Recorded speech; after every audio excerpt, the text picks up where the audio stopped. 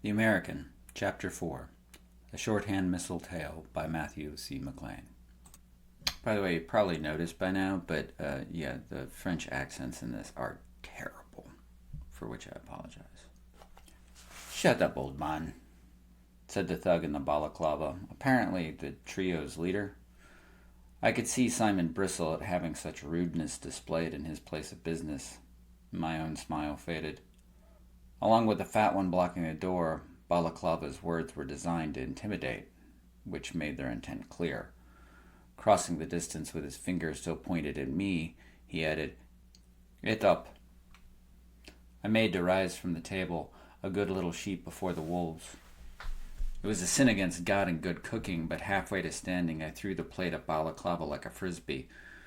It took him in the chin. I was aiming for the throat. The remainder of the eggs and potatoes spinning off of it as it traveled, causing just enough confusion to give me a moment. I used that to leapfrog around Simon and put a boot into the Algerian's groin. I hit him hard enough that his feet came out from under him and he hit the floor. A solid jab to Balaclava's face kept him distracted for a few moments, hands flying to his nose. I was mildly impressed that the fat one didn't panic. Instead, he made a collapsible truncheon appear from his jacket, whipping it out at its full length as he crossed the cafe floor to me. Only an idiot fights an armed opponent barehanded, but I couldn't see a way past him. And if I got away, I'd be leaving Simon alone with three angry, thwarted young men. So I grabbed a chair and used it like a ringmaster training an unruly circus bear. With three quick swings, Fatty turned the chair into kindling, leaving me holding nothing but broken sticks. But it got me close enough that I could grab the wrist with a baton and use my other hand to stab his forearm with a splintered chair leg. He grunted and tried to push away, giving me an open to pull him close for a headbutt that crushed his nose. Hand to his face, he crumpled to the floor. I gave him a swift kick to keep him down and slid the truncheon away. Shaking his head, Balaclava had just enough time to realize he was alone now. I could feel the blood on my forehead and knew by the expression in his eyes he could see it.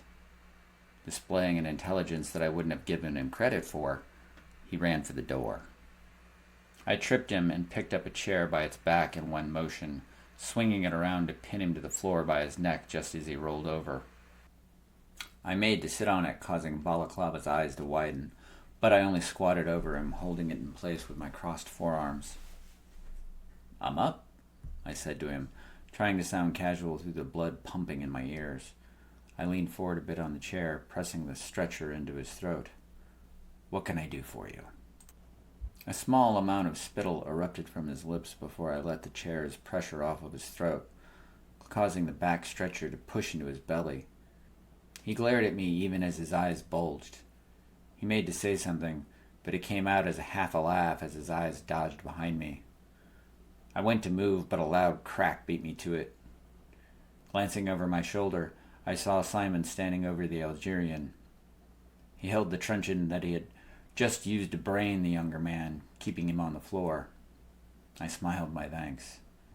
Simon returned it between panting breaths, fear resolving into excitement that bloomed into a grin and made him look like the wolf he might have been decades ago.